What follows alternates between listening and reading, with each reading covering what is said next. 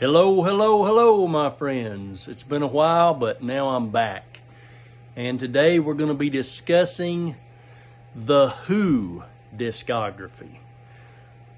This has been a while coming. I've had a lot going on. Of course, you guys know I went to England, met Robert Plant, as my other video states.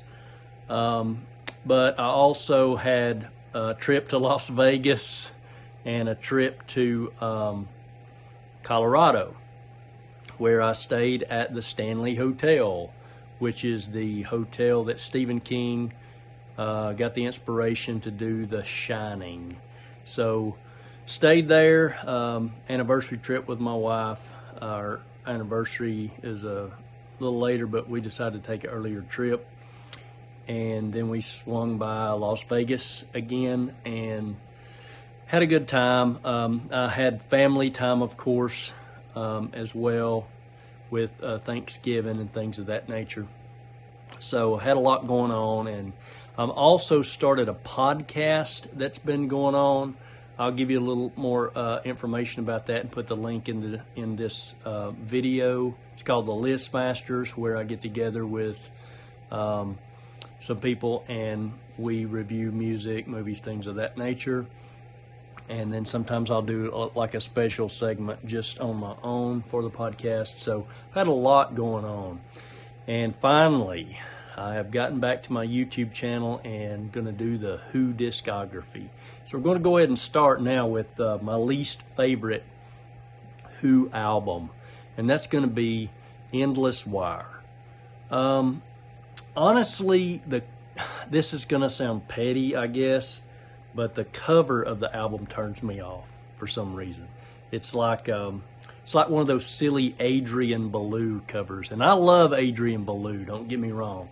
The covers of his albums sometimes just seem very cheap. Something like that I would have made in 1995 on my Windows Printmaster or something. I don't like the album cover, but I do love Adrian's music. But anyways, as far as this album's concerned, you know, there's enough pettiness about all that. So this is sort of a pop rock album by The Who. It's still got that energy. It's still got The Who, you know, they've got this quirky sort of humor. It's very lively, but it's not going to rank any higher than the rest on this. It's not a bad album. I mean, the album, I think the instrumentation is good. I enjoy the short tracks. It's something that I will listen to, but it's just not up there for me. None of the tracks really, truly stand out. I do enjoy Mike Post's theme and 2,000 Years, but that's about it. So moving on to the next one, we're going to do Who Are You? Now, why do I have this album ranked so low?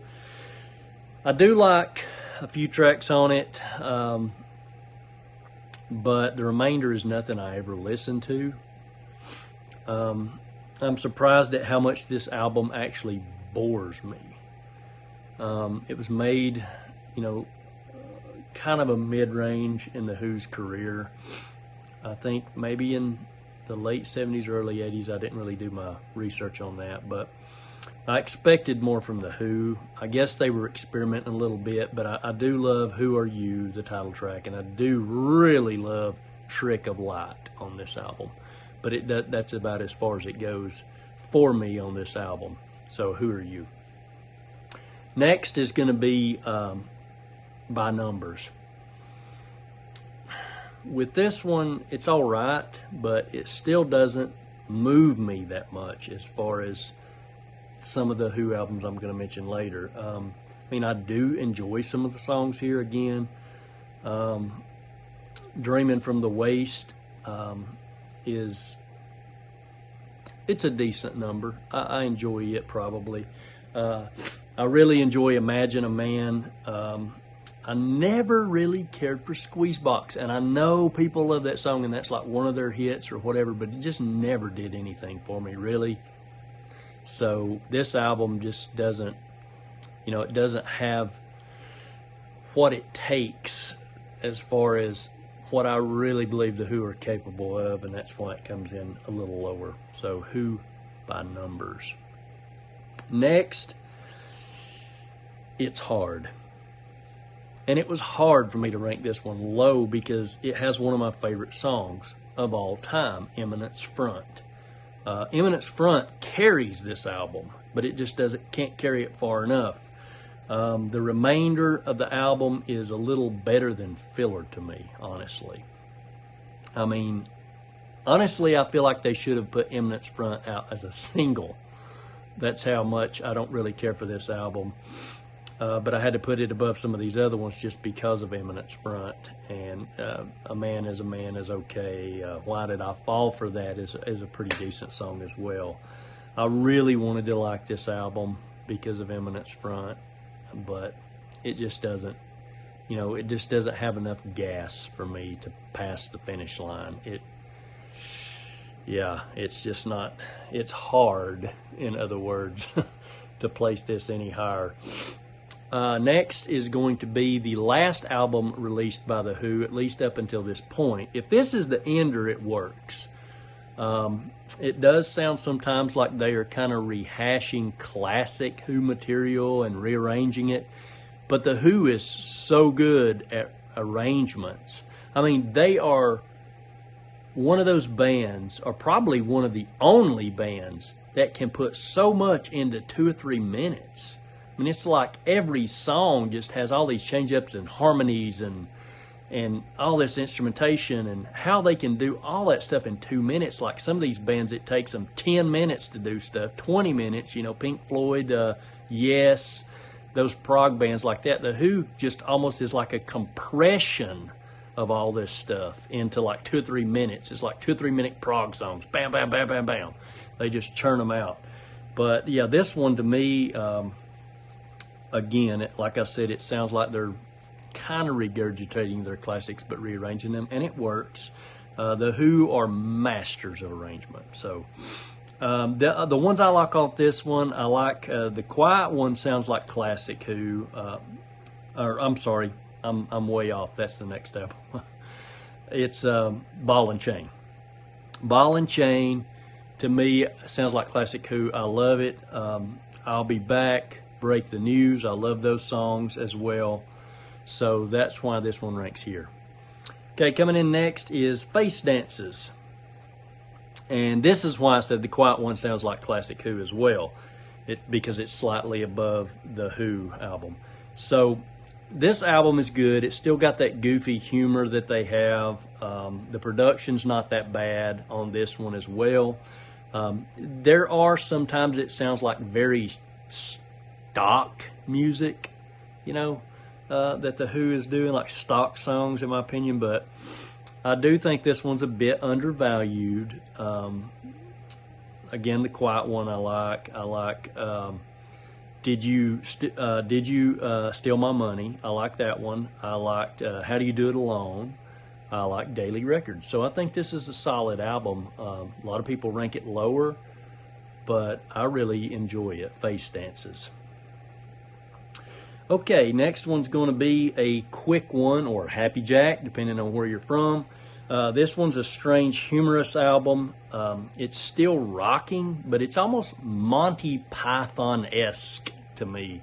It's probably one of their most psychedelic albums. It's very quirky, very rowdy and playful, in that sort of way. It doesn't move me as much as some of the other albums or its predecessor, to be honest with you. It feels like a fall off from the first album, but it's still very enjoyable. It's still a fun, powerful album. Run, Run, Run is good. Boris the Spider, of course, I enjoy. Heat Wave, and A Quick One are probably my favorites off this album. So that's A Quick One or Happy Jack, depending on where you're from again. The next one. This one may be a bit controversial to some of the Who fans that really enjoy this album, but it's Tommy. Overrated in my opinion. It's all over the place. I mean, of course it has some great tracks on it. It's got a billion songs on it, so it's gonna have some great tracks because the Who's a great band. But it's just too bloated for me. it's just filled out full of stuff. I know it's a concept album, but I'm not crazy about the concept of the album really. So, you know, it's just, to me, it's like a potluck of good songs, great songs, songs, not so good songs, a lot of filler.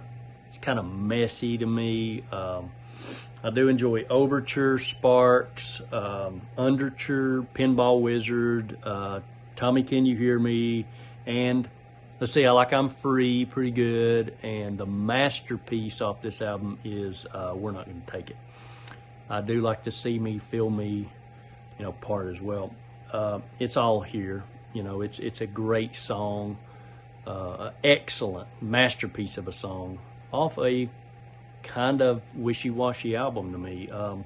It's just packed so full of songs that, you know, some of it's subpar and it just doesn't carry over for me. So that's Tommy. Next is going to be the debut album, My Generation. The debut is solid gold to me. This is a great album. Lots of rebellious energy, swaggering, boisterous. And there's a couple of songs I don't like, but for the most part, I like every song off this album, with the exception of maybe one or two. The Who kind of introduces themselves here as like wily mod rockers, you know, and they got this weird sense of humor that will carry out through their career. It's really a great opening. And I mentioned like one of the songs that I don't really listen to off this album because I like most of the songs off this album. I'm really not crazy about the title track, My Generation. I don't know, maybe I've just heard it so much that it's just, I mean, it's catchy, but it just really doesn't do much for me. But I think this is an excellent debut album. Of course, obviously, it ranks way up here for me on, you know, in the Who discography. And, you know, if I had to choose a few albums to introduce the Who to different people, this would be one of those albums because I think it's a quality debut album. So moving on, The Who Sell Out. Okay, so this is an extremely experimental album. You can tell that if you listen to Heinz Baked Beans, the title and the song itself. It's very British, number one. It's probably the most psychedelic album they've ever made, you know, out of all the Who albums, yet it still has that gritty garage band feel. You know, the Who just always kind of had that, except for maybe a few albums. They always kind of bring that back in there because that's who they are. It does have that quirky humor, especially on this album. Maybe not as much as A Quick One or something like that, but it still has that.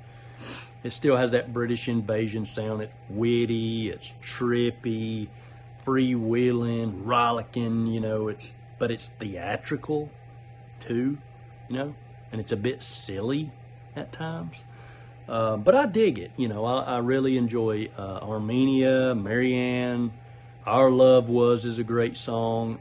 I Can See for Miles is, of course, the hit off this album.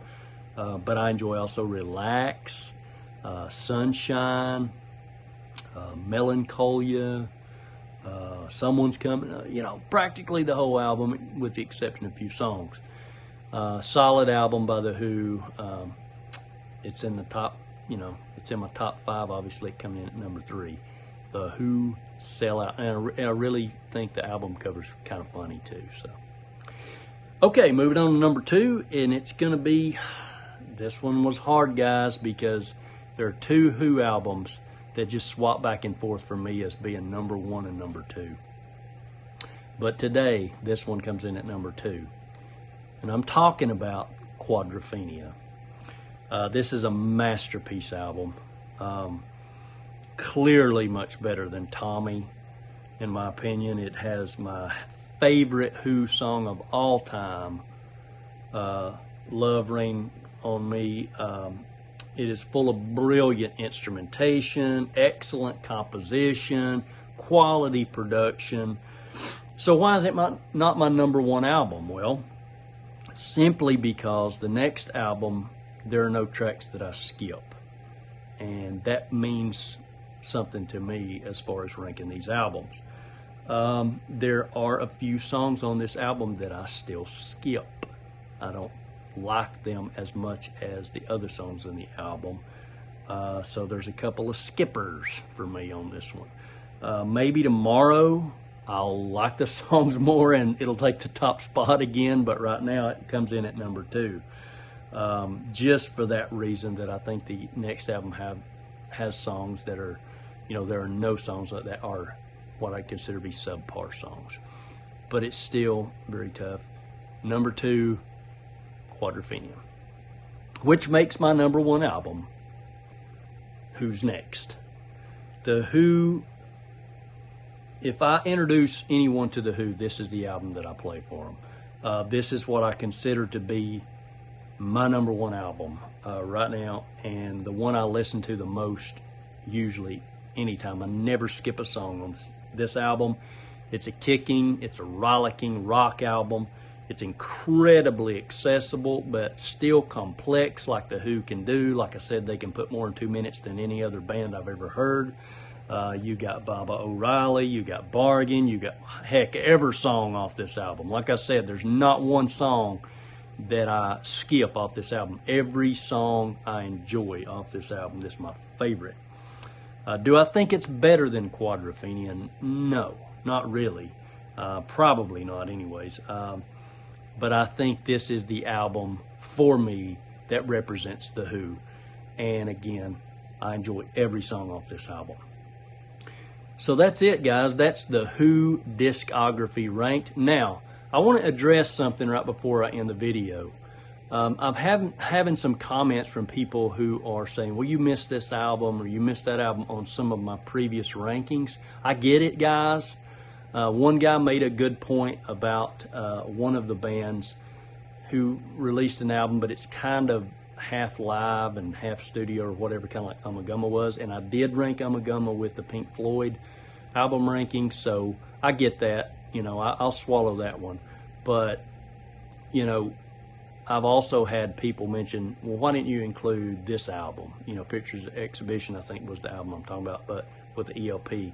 But then, these live albums. Well, why didn't you rank this album? I'm not ranking live albums. It's pure studio albums. So I'll do a video where I do rank live albums at some point, but right now I'm not ranking live albums. That's why The Who Live at Leeds is not on this. So, I'm not going to rank a live album as opposed to a studio album, because live albums usually have the hits. And it's unfair really it's like apples and oranges. You can't really compare a live album with a studio album. It's just not the way it's done. But so I'll do that in the future, but for right now, that's it. Studio albums only when I do my rankings. And that is The Who. I hope you enjoyed this video. If you did, give me a thumbs up. Comment. That's what I really like. I like comments and likes, obviously. You can share it if you want to. Tell people about it. But yeah, that's The Who. And the next video coming up is either going to be my British Wife segment where we do the year 1986, or it's going to be the Moody Blues discography. So if you want to make a comment which one you'd rather me do next, make a comment and let me know which one you choose between those two segments. Anyways, I'm going to let you guys go back to your wonderful lives. And until next time, you guys take care.